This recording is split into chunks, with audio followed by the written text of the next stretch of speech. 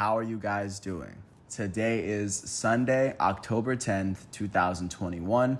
I'm James Sims, and for this episode of The Elite, I'm going to review yesterday's Elite matchups and performances from Saturday, October 9th, 2021. And of course, I'm going to preview everything that's going on today as we navigate through the world of sports one day at a time, taking a snapshot in the year of where we are. The WNBA Finals is fast approaching as only two teams are left competing for the coveted trophy, of course, to determine who is the best team of the summer. And additionally, speaking of playoffs, the MLB, still down to 8 teams, had two game twos for the divisional round, both in the National League. And of course, football is getting underway as one of the biggest upsets in football has happened.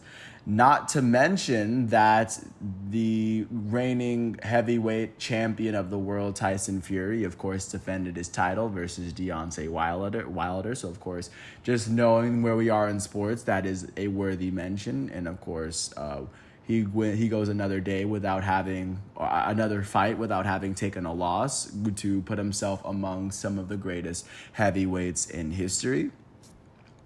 In addition to that, like I said, soccer is also in international competition as the Uefa Nations League is about to take place today, and I'm going to explain it as I go through each sport one at a time.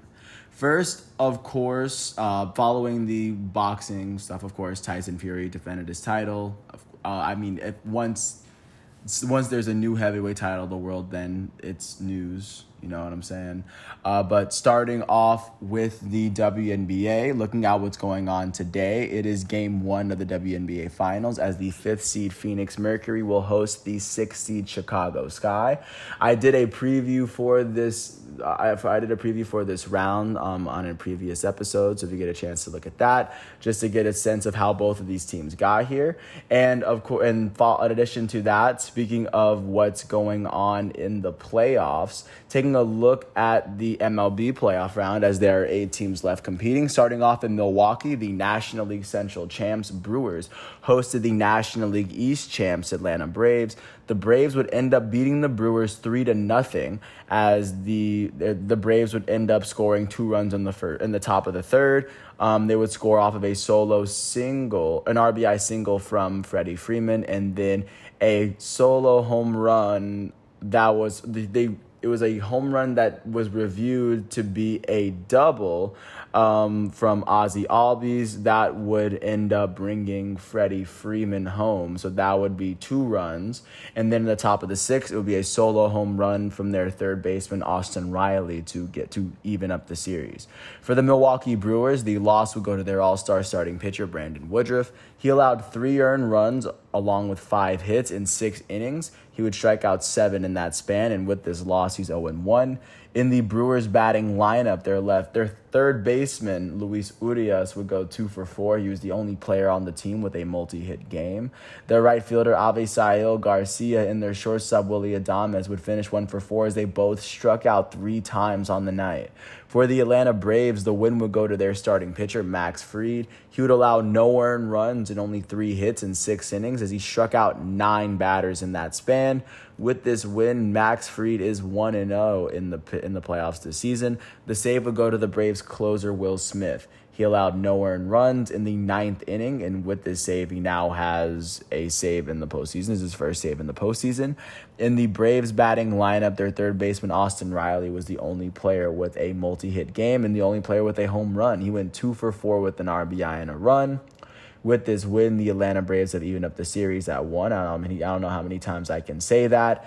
In this best-of-5 series, now the series is tied at 1. Now it is a best-of-3 series as both teams are 2 wins away from making it to the National League Championship Series to see who's going to play a good amount of their games on the West Coast.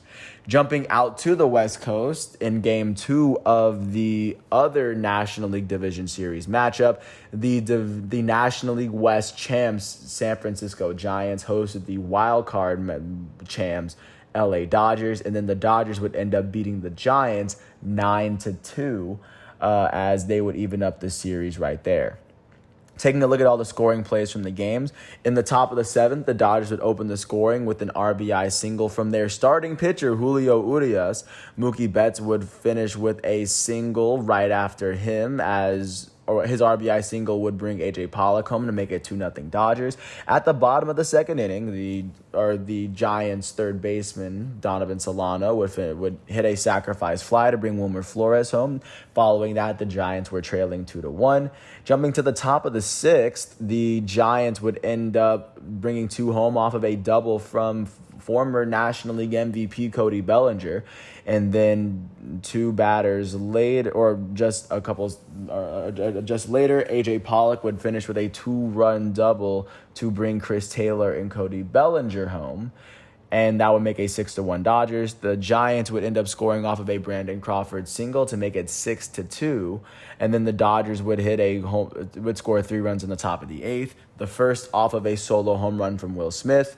Their eighth run off of an RBI single from Matt Beatty, and then their last off of an RBI single from their elite infielder, Corey Seager. For the San Francisco Giants in this matchup, the loss went to their starting pitcher, Kevin Gausman. He allowed 4 earned runs in 5.1 innings as he struck out 7. With this loss, he's 0-1 in the playoffs this year. In the Giants' batting lineup, their future Hall of Fame catcher Buster Posey would go 3-for-4, and their shortstop Brandon Crawford would go 2-for-4 with an RBI. For the defending World Series champs, the win would go to their starting pitcher Julio Urias, the only pitcher in the MLB that had 20 wins. He would allow only 1 earned run and 3 hits in 5 innings. He would strike out 5 on the day, as like he was doing in the regular season, he was able to get the Dodgers a win last night. In the Dodgers batting lineup, their center fielder Chris Taylor went 2-for-4 with 3 runs. Their left fielder A.J. Pollock would go 2-for-3 with 2 RBIs and 2 runs. And then their catcher Will Smith would go 1-for-4 with an RBI and 2 runs as he hit a home run for himself. With this win, this series is tied at 1, just like the Braves and the Brewers. The series is now a best of 3, as both teams are 2 wins away to see who's going to face off between the winner of the Atlanta Braves and the Milwaukee Brewers. And now, following this matchup, the National League teams are going to have to travel to the other site, and taking a look at where the American League teams are playing. They're 1 day ahead of schedule. Taking a look at the Game 3 matchups that are going on today at 4:07 on MLB Network, the wild card champs Boston Red Sox are going to host the American League East champs, the Tampa Bay Rays. Nathan Eovaldi is going to take the mound at home for the Boston Red Sox, and Drew Rasmussen will take the mound for the Tampa Bay Rays in Fenway, where the Red Sox already beat the Yankees for the wild card, so they've already played a playoff game there. At 8:07 on FS1, the American League Central champs, Chicago White Sox, led by Dylan Cease, are going to host the American League West champs, Houston Astros, led by Luis Garcia. The Houston Astros lead that series 2-0, as the Rays and Red Sox are even at 1. So that is where the baseball playoffs are right now, as actually the Astros could be the first team to advance to the American League Championship Series today. That should be mentioned. That is most definitely on the table. And then taking a look at what's going on with college football, staying within the country, going down the list in terms of best two top ranked teams or all the teams in the top 25, starting with the number 1 team in the land, the Alabama Crimson Tide. The ranked number 1 Alabama Crimson Tide would end up going to Texas A&M, who was not ranked, and the Texas A&M Aggies would beat the Crimson Tide 41-38. And this would be the first time that one of Nick Saban's former assistant coaches was able to beat him in a game, in a regular season game. Texas A&M would win it off of a 28-yard field goal. Alabama actually had a touchdown lead. Zach Calzada would throw a 25-yard touchdown to Aeneas Smith to tie up the game, and then Texas A&M would go on to win this game to upset Alabama to create one of the biggest college football upsets of this time, really. Yesterday was really a big day in sports. For the first-ranked Alabama Crimson Tide, their starting quarterback, Bryce Young, would throw for 369 yards, 3 touchdowns, and a pick. Their leading rusher, Brian Robinson Jr., would finish with 147 yards on 24 carries. He finished with 60 yards on the ground. That'd be 207 total yards of offense. Their leading receiver, Jamison Williams, had 146 yards on 10 receptions as he had 2 touchdowns. Their second leading receiver, John Mechie III, had 88 yards on 7 receptions. On the defensive side for Alabama, they were led in tackles by Brian Branch. He had 10 total tackles on the day. Alabama was unable to register a sack against the Texas A&M quarterback at all. Not a single one. Alabama's defensive line. And then DeMarco Helms would finish with 7 tackles. He had the second most tackles on the team, and he finished with the team's only interception. For the unranked Texas A&M Aggies, their starting quarterback, Zach Calzada, would throw for 285 yards, 3 touchdowns, and a pick. He also ran for 12 yards, so that's 297 total yards of offense. Their leading rusher, Isaiah Spiller, had 46 yards on 17 carries as he had a touchdown on the ground. He had 43 yards through the air, so that's 89 total yards of offense. Their leading receiver, Aeneas Smith, who ended up scoring the game-tying touchdown, by the way, finished with 85 yards on 6 receptions as he had 2 touchdowns. On the defensive side of the ball, Leon O'Neal Jr. would tie for the team high in tackles as he also finished with a fumble recovery. He tied with Aaron Hansford. Aaron Hansford had 9 tackles for himself. Also, Leon O'Neal had I already mentioned he had a sack. Tyree Johnson had 4 tackles as he also had 2 sacks. With this win, the unranked Texas A&M Aggies are 4-2. They are 1-2 in the SEC. With this loss, the first-ranked Alabama Crimson Tide are now 5-1. They are 2-1 in the SEC at the moment. The only 2 remaining undefeated teams in the SEC are Georgia and Kentucky, and those teams, and by undefeated, I mean undefeated within the conference. Taking a look to the other teams that faced off today, the second-ranked Georgia Bulldogs went to face off against the 18th-ranked Auburn Tigers, and the Bulldogs would beat Auburn 34-10 like they stole something. They would outscore Auburn 17-3 in the first half, and they outscored them 17-7 in the second half. For the 18th-ranked Auburn Tigers, their starting quarterback, Bo Nix, would throw for 217 yards and an interception.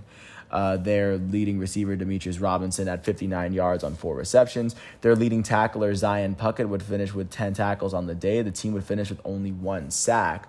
For the second seed Georgia Bulldogs, their starting quarterback, Stetson Bennett, would throw for 231 yards and 2 touchdowns.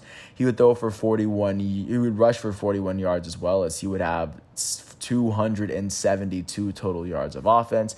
Their leading rusher, Zamir White, had 79 yards on 18 carries and 2 touchdowns.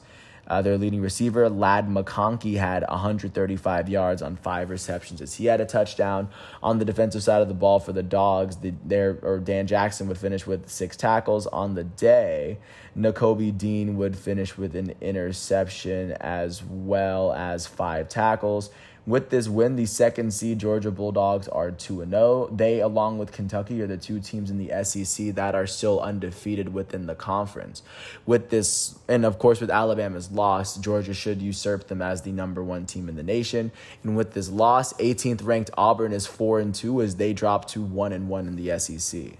Taking a look at what was probably the biggest game of the weekend, the 3rd seed Iowa Hawkeyes hosted the 4th seed Penn State Nittany Lions, and the Iowa Hawkeyes would end up outscoring Penn State 10-0 in the 4th quarter to come from behind and win this game. For Iowa, they would end up Penn State was actually up 20-10 in the 3rd quarter. Iowa would finish the 3rd quarter with a field goal to shorten their deficit to a touchdown. They would end up scoring a 36-yard field goal with 8 minutes left in the 4th, and then on their very next drive, they would score a 44-yard touchdown from Spencer Petras to Nico Ragaini. Penn State would just be unable to score, and Iowa was able to walk away undefeated, unscathed. For the 4th seed Penn State Nittany Lions, their starting quarterback, Sean Clifford, would throw for 146 yards and 2 interceptions. He would also run for 36 yards on 3 receptions with a touchdown, as he was their leading rusher. He would finish with 182 total yards of offense. Through the air, Keandre Lambert-Smith finished with 61 yards on 5 receptions. And on the defensive side of the ball, Ellis Brooks would finish with 14 total tackles on the day. Jaquan Brisker would finish with an interception for himself, as the team would finish with 3 sacks. And then for the 3rd seed Iowa Hawkeyes, their starting quarterback Spencer Petras would throw for 195 yards, 2 touchdowns, and a pick, including throwing the game-winning touchdown. Their leading rusher was Tyler Goodson. He had 88 yards on 25 carries. Through the air, Nico Reganey had 73 yards on 4 receptions for a touchdown, including his touchdown was the game-winning touchdown. On the defensive side of the ball, Jack Campbell finished with 9 tackles, and the team would finish with 4 collective interceptions. With this win, the Iowa Hawkeyes are 6-0. They are 3-0 in the Big Ten, as they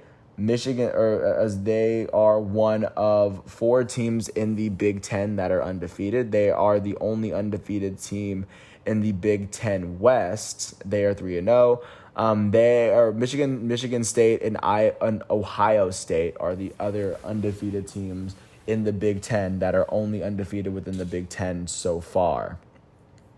Jumping out to the 6th best team in the land, the Oklahoma Sooners went to Austin, and they were able to beat the Texas Longhorns 55-48.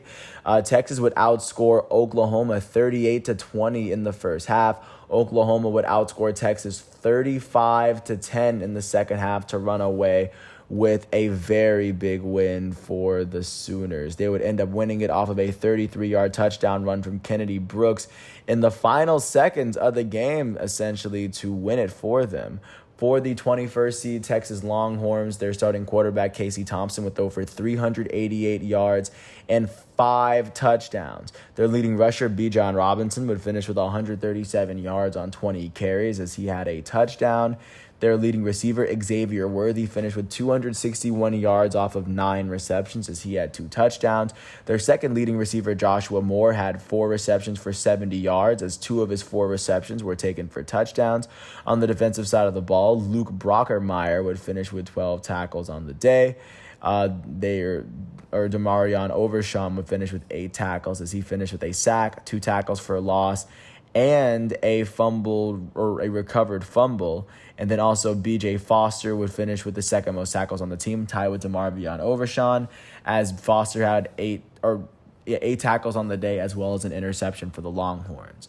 For the 6th seed Oklahoma Sooners, their starting quarterback Spencer Rattler would throw for 111 yards and an interception. He would run for a touchdown himself, but he ran for -9 yards. He had 102 total yards of offense. Their backup quarterback, Caleb Williams, would throw for 212 yards and 2 touchdowns, as he ran for 88 additional yards and a touchdown. He finished with exactly 300 yards of offense and 3 touchdowns for this team. Their leading rusher, Kennedy Brooks, would finish with 217 yards on 25 carries, as he finished with 2 touchdowns for the day. Their leading receiver, Marvin Mims, finished with 136 yards off of 5 receptions, as he had 2 touchdowns.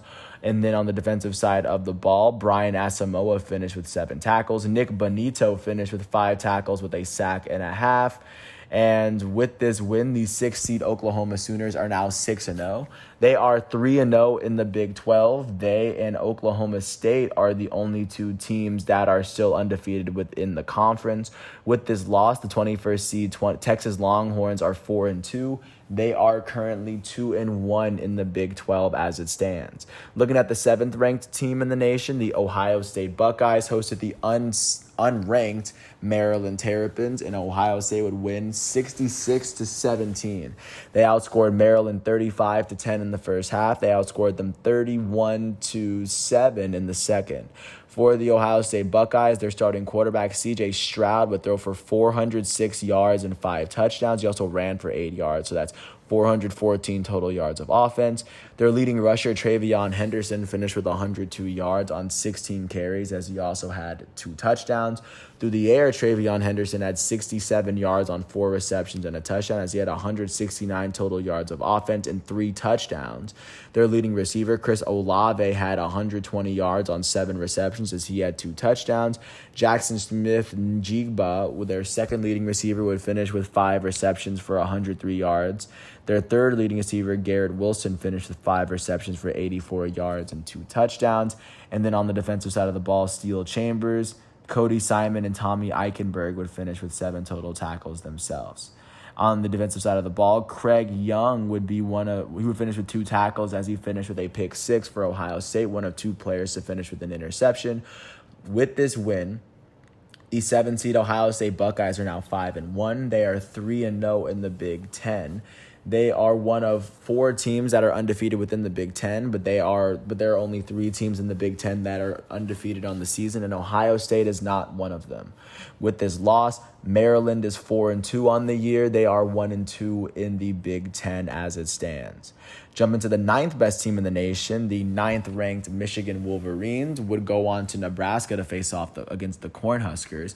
And Michigan would end up beating Nebraska 32-29 after outscoring them in the 4th quarter.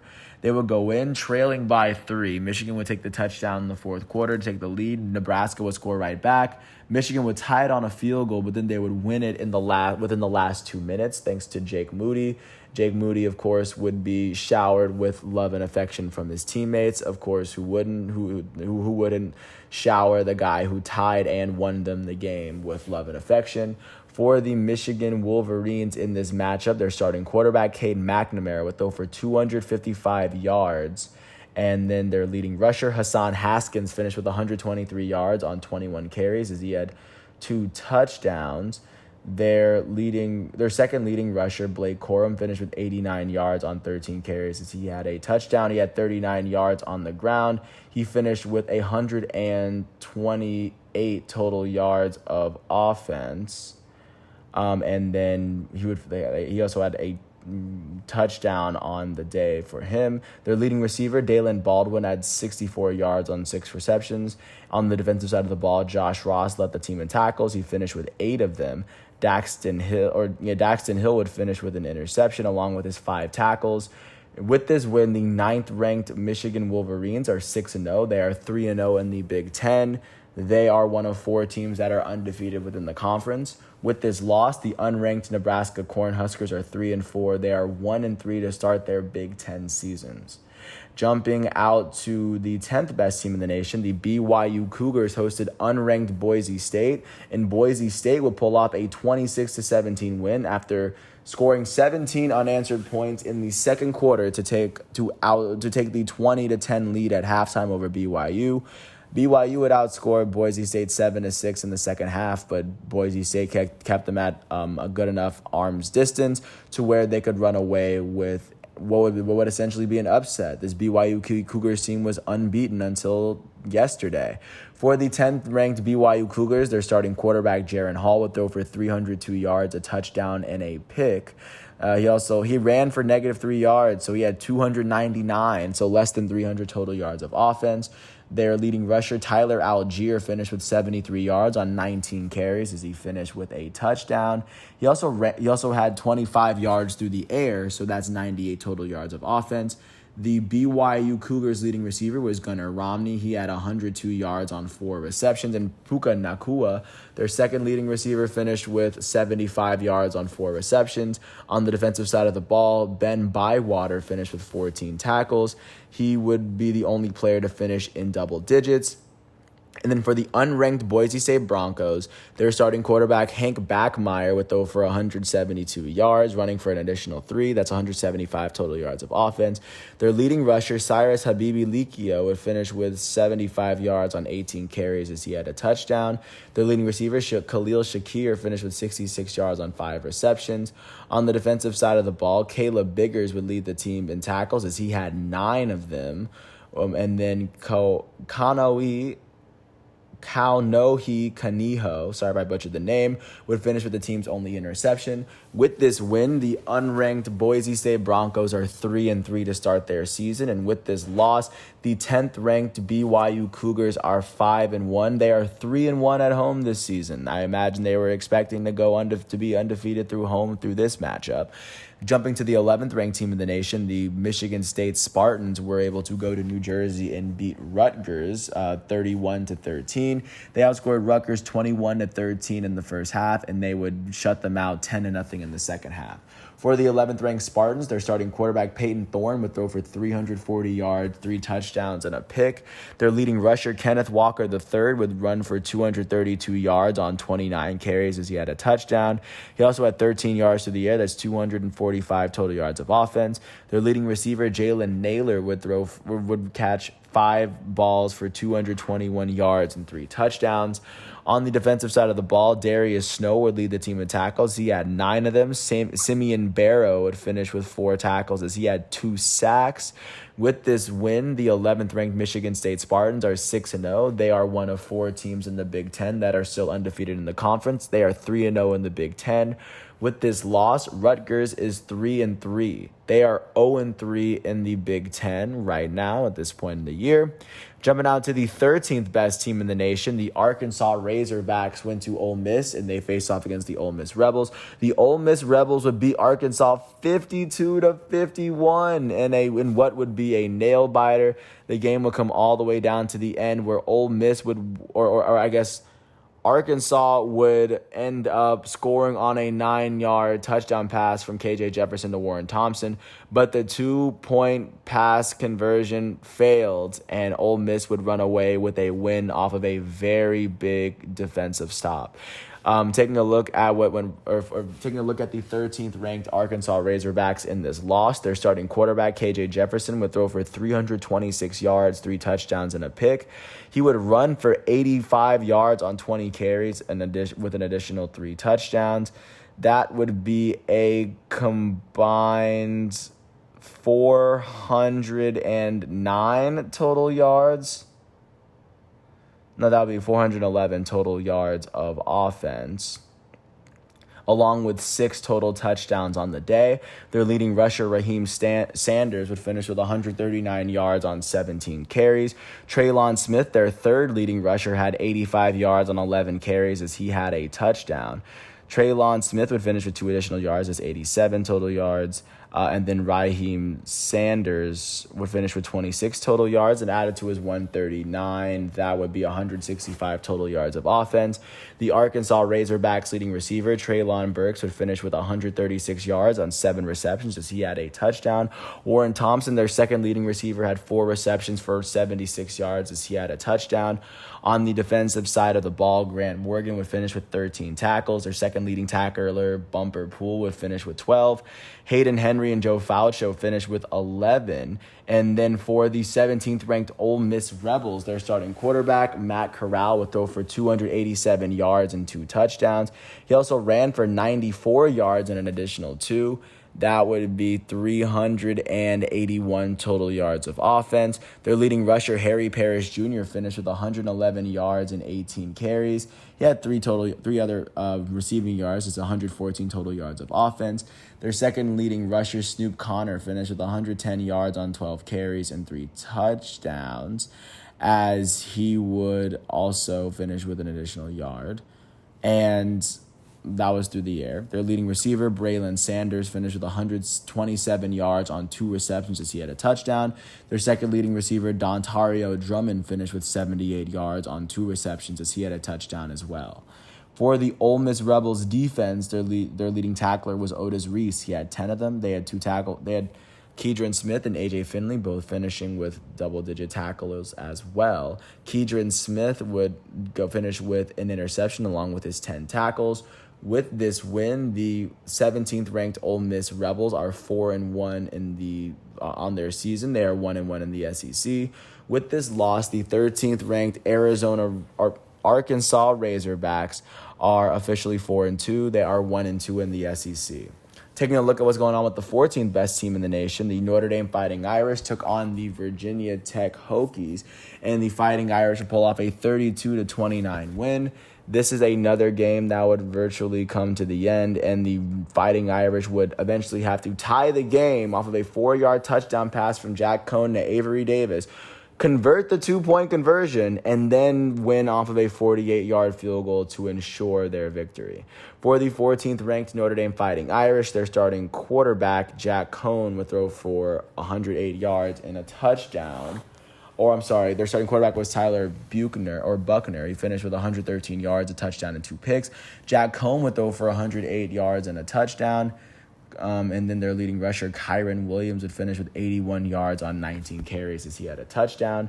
He also finished with 26 yards through the air and a touchdown. That is 107 total yards of offense with 2 touchdowns. Their leading tackler was J.D. Bertrand as he finished with 10 tackles on the day. And Tariq Bracy would finish with an interception to go along with his 5 tackles. With this win, the 14th seed Notre Dame Fighting Irish are now 5-1. They are 2-1, they are 2-0 on the road. With this loss, the unranked Virginia Tech Hokies are now 3-2 this season, and they are 3-1 as they play at home. Taking a look at the other matchups that took place, jumping to the 16th ranked team in the nation, the Kentucky Wildcats were able to remain undefeated as they hosted the unranked LSU Tigers. Kentucky was able to beat LSU 42-21. They outscored LSU 14-0 in the first half. They went on to outscore LSU 28-21 in the half that LSU did decide to score. For Kentucky, their starting quarterback, Will Levis, would throw for 145 yards and 3 touchdowns. He also ran for an additional 75 yards and 2 touchdowns. It's 220 total yards of offense. Their leading rusher, Chris Rodriguez Jr., would finish with 147 yards on 6 carries and a touchdown. He also had 3 additional yards to the air and additional touchdowns. That's 150 total yards of offense, and that's 2 touchdowns. Their second leading rusher, Kavoisier Smoke, would finish with 104 yards on 12 carries. Their third leading rusher was their quarterback. And then on the defensive side of the ball, Jaquez Jones was their leading tackler. He finished with 9 tackles on the day. And then with this win, the 16th seed Kentucky Wildcats are now 6-0. They are now 4-0 in the SEC as everything stands. They and Georgia are the 2 teams in the conference that are still undefeated. And with a bunch of teams above them losing, they should gain a lot of traction in that table. With this loss, the LSU Tigers, still undefeated, are 3-3. They are 1-2 in the SEC as it stands. Taking a look at what's going on with the 19th ranked team in the nation, the Wake Forest Demon Deacons went to Syracuse and were able to beat the Orange 40-37 as they would win it in overtime. Syracuse would kick a field goal, and Wake Forest would win it off of a 22-yard touchdown pass from Sam Hartman to A.T. Perry. For the 19th ranked Demon Deacons, their starting quarterback, Sam Hartman, would throw for 330 yards, 3 touchdowns, and a pick, and one of his touchdowns was the game winner. Hartman also ran for 8 yards on 9 carries, picking up an additional touchdown. That's 338 total yards of offense and 4 touchdowns. Their leading rusher was Christian Beal-Smith. He had 63 yards on 17 carries as he had a touchdown. Their leading receiver, A.T. Perry, had 137 yards on 3 receptions, and all 3 of his receptions were touchdowns. Their second leading receiver, Jaquari Roberson, would finish with 135 yards off 9 receptions. On the defensive side of the ball, Nick Anderson would lead the team in tackles as he had 10 of them. And with this win, the 19th ranked Wake Forest Demon Deacons are 6-0 to start their season. They are 4-0 in the ACC. They are one of 4 teams that are still undefeated. The only team that is undefeated after playing more than 1 ACC game, and just as impressively, North Carolina State, Pittsburgh, and Virginia Tech are all 1-0 in the conference as they stand. Jumping out to the 20th ranked team in the nation, the Florida Gators hosted the unranked Vanderbilt Commodores. The Gators would shut the Vanderbilt Commodores out, winning it 42-0 after experiencing embarrassment the day before. That dropped them to the 20th ranked team. For the Florida Gators, their starting quarterback, Emory Jones, would throw for 273 yards, 4 touchdowns, and a pick. He ran for 40, so that's 313 total yards of offense. Their leading receiver, Jacob Copeland, finished with 79 yards on 5 receptions as he had a touchdown. On the defensive side of the ball, Rashad Torrance II finished with 15 tackles on the day. He would lead the team, and he would lead both teams in tackling, as a matter of fact. Trey Dean and Daquan Newkirk would finish with interceptions for themselves. With this win, the 20th ranked Florida Gators are 4-2. They are 2-2 in the SEC at the moment. With this loss, the unranked Vanderbilt Commodores are 2-4. They are 0-2 in the SEC. Taking a look at what's going on with the 24th ranked team in the nation, the 24th ranked SMU Mustangs went on to face off against the Navy Midshipmen, and the Mustangs going into the fourth quarter tied at 24 would end up taking it from the Navy Midshipmen off of a 22-yard pass from Tanner Mordecai to Jordan Curley halfway through the fourth quarter. For the SMU Mustangs, their starting quarterback, Tanner Mordecai, would throw for 324 yards, 2 touchdowns, and a pick. He also ran for 2 yards, so that's 326 total yards of offense. Their leading receiver was Reggie Robertson Jr. He had 100 yards off of 5 receptions as he had a touchdown. On the defensive side of the ball, Shane Haley finished with 12 tackles. Devere Levelston finished with 11 tackles and half a sack. Also, Mike Williams finished with 10 tackles and a sack as well, as the team combined for 3 sacks as a whole. With this win, the 24th ranked SMU Mustangs are 6-0. They are 2-0 in the conference. They are one of 3 teams in the conference that are still undefeated. Houston is 3-0 in the conference. Cincinnati is 1-0. And I'll still count it. With this loss, Navy is now 1-4. They are 1-2 in the American Athletic Conference at the moment. And last but not least, taking a look at who was going to perform or who performed for the 25th ranked team in the nation. The San Diego Aztecs hosted the unranked New Mexico Lobos. The Aztecs were able to score in every single quarter, just overwhelming New Mexico as a whole. Their starting quarterback, Jordan Brookshire, would throw for 130 yards. He also ran for 45 yards and 2 touchdowns. He would finish with 175 total yards of offense. The San Diego State leading rusher, Greg Bell, would finish with 111 yards on 21 carries as he finished with a touchdown.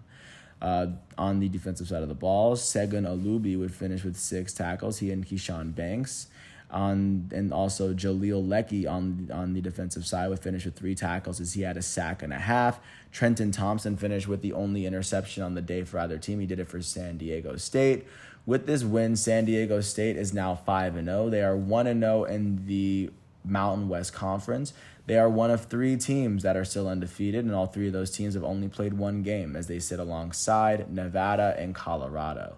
With this loss, the New Mexico Lobos are 2-4 as they are 0-2 in the conference at the moment.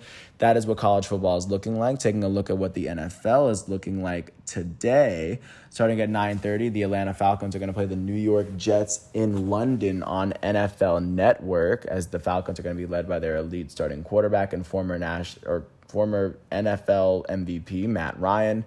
Looking at the 1:00 games, the 3-1 Cincinnati Bengals, led by 2020 number 1 overall pick Joe Burrow, are going to host the Green Bay Packers, led by their goated starting quarterback Aaron Rodgers. At the same time, the 1-3 Minnesota Vikings are going to host the 0-4 Detroit Lions.